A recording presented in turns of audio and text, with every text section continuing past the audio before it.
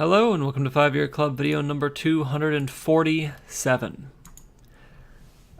Today we're going to talk about an issue I've talked about before, definitely, but let's just step back a little bit. When you pay attention to your money, you also start to pay attention to what businesses you are allowing into your financial life, what banks.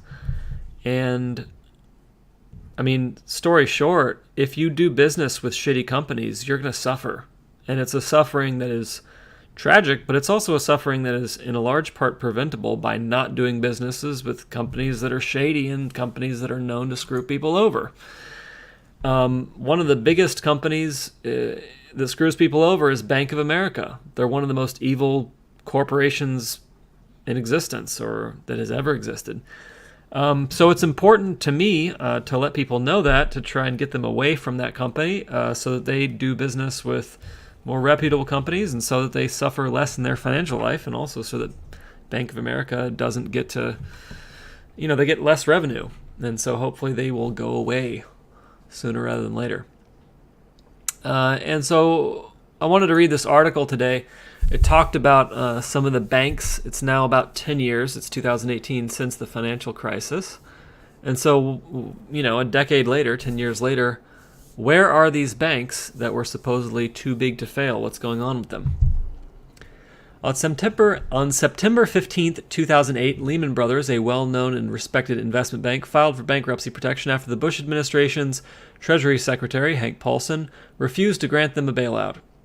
While there had been market volatility during the preceding months, the fall of Lehman Brothers marks what many consider the beginning of a global financial crisis.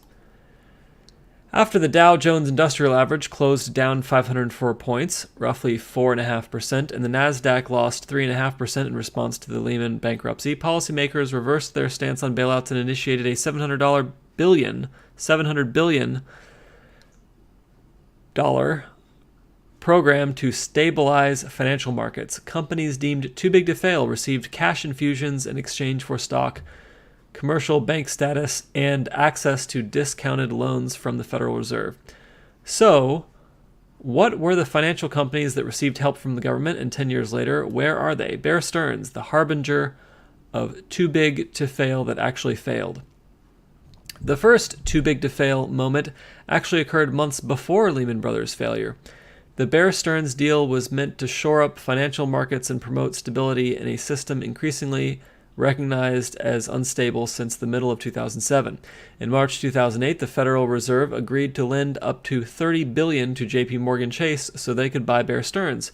J.P. Morgan did so, paying only $10 a share for the ailing investment bank. Rather than stopping the panic, the deal did little to allay fears, and ultimately more bailouts followed. 7 years later, in 2015, J.P. Morgan Chase CEO Jamie Dimon said he regretted the decision to buy Bear Stearns, even at the discounted price. "No, we would not do something like Bear Stearns again," he wrote in a shareholder letter, citing billions in losses and legal bills stemming from the crisis-era acquisitions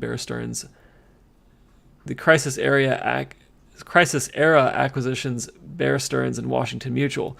J.P. Morgan isn't suffering too much, though. Its second quarter profit in 2018 rose to $5.4 billion, a year-over-year increase of 13%. AIG, the biggest bailout in history. Just after letting Lehman Brothers fail, the government stepped in when it became clear that American International Group would fail due to its heavy investments in credit default swaps and potentially bring down the entire financial system. With AIG, the infusions came in multiple stages, including a low-cost loan, preferred share purchases, and mortgage-backed securities. In the end, the government poured more than $180 billion into AIG. However, because the government took on a stake of nearly 80% of the company, the money spent was recovered by 2012 with a net profit to U.S. taxpayers. Today, after a few years of profits, AIG is once again... So I think this is something that I think we should pay attention to, right? So they put $180 billion into AIG. The government took on a stake of nearly 80% of the company. The money spent was recovered by 2012 with a net profit to U.S. taxpayers. Okay. Here's a question. If the government had, say, purchased other stocks with that $180 billion? Would they have done better than by purchasing AIG? Because if they would have, then they essentially just paid a tremendous opportunity cost by buying those AIG shares. There's a little bit of a gray area, because you could say, well, if they didn't bail out AIG, then by 2012, the economy wouldn't have recovered. Who knows? I just want to make clear that we should always be skeptical of things like, oh, you made a profit. Well, yeah, I made a profit, but how does that compare with my best possible outcome? Today, after a few years of profits, AIG is once again struggling.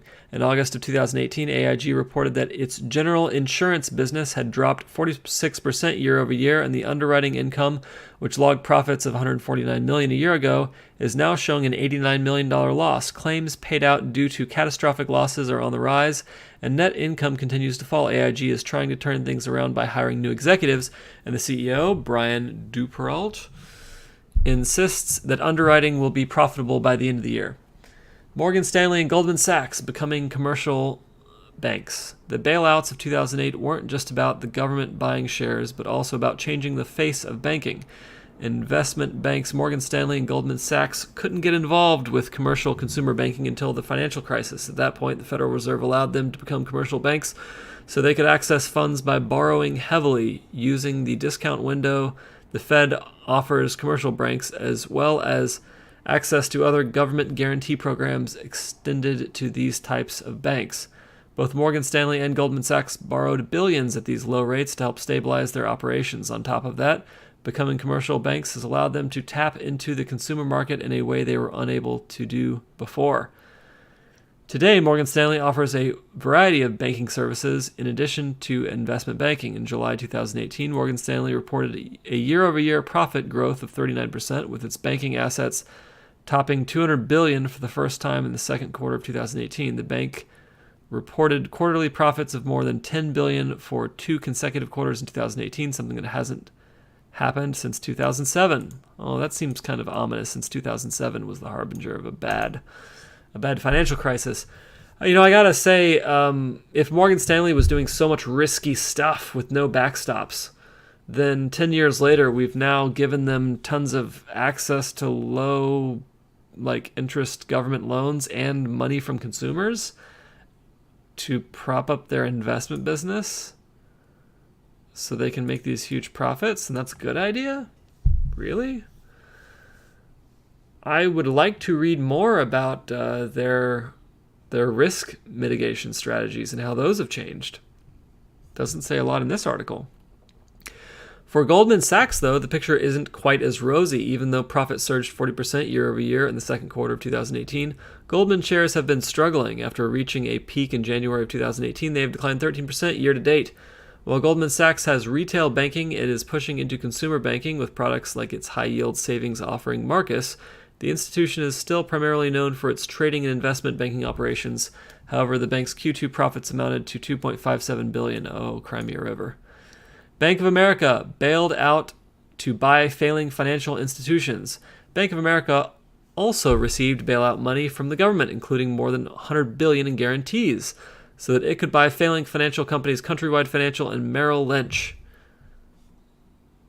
Bank of America had to take on losses related to these companies, including shouldering legal fees associated with Countrywide's questionable mortgage lending practices. Even with these costs, though, Bank of America is booming today. It's America's second largest lender, and its total profits for the second quarter of 2018 came in at $6.8 billion. Revenue sits at $22.6 billion for the second quarter, and Bank of America has been touting its cost-cutting measures. Hugh Sun noted on CNBC that the bank's quarterly income tax charge fell from $3 billion to $1.7 billion. So Trump gave, Bank of America over $1 billion after Bank of America screwed people with mortgages. At least some of the credit for their positive quarter is due to the Trump tax cuts. The bank expects to continue to see growth resulting from an expected $500 million investment in technology. Is too big to fail alive and well? 10 years after the financial crisis, there is a good chance that, facing a similar situation, the government would pledge money to bail out financial institutions. Even though Congress passed a $700 billion bailout package during the global financial crisis, some estimates indicate that the U.S. actually spent, lent, or guaranteed up to $12.8 trillion to rescue the economy. While that much money might not have been spent directly, the government essentially offered itself as a backstop to dozens of banks considered essential to the U.S. financial system and economy. Following the financial crisis, Too Big to Fail put additional regulatory requirements on 44 banks with more than $50 billion in assets. Earlier in 2018, Congress changed the definition of too big to fail banks with at least $250 billion in assets, reducing the list to 13 banks. So they removed the restriction from most of those 44 banks. And now the restrictions are only on 13 banks.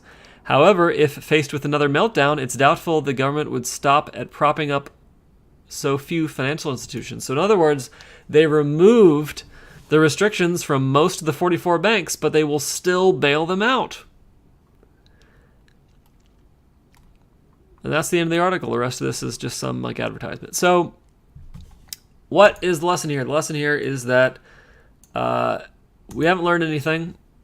The government 10 years later is still essentially subsidizing risky investments by these banks, so the banks can make tons of profit and make their shareholders, and particularly their executives, very wealthy people. And as consumers, we continue to frequent these financial institutions. People continue to use Bank of America. People continue to use Morgan Stanley, J.P. Morgan, Goldman Sachs. We continue to allow these banks to screw us. So don't do it. Opt out. Find someone else to do your banking with, because these places are unethical, immoral, and sooner or later they're going to get you. They're going to screw you over in some way. I have a video that covers it, but Bank of America has been fined well over $1 billion for all the shit they've done to people. It's outrageous. It's incredible that a business can do so much, so many illegal, harmful things on such a broad scale and not be shut down. It's just kind of bizarre. Anyway, that is it for 5 Year Club video number 247. Hope you enjoyed it. Have a fabulous evening.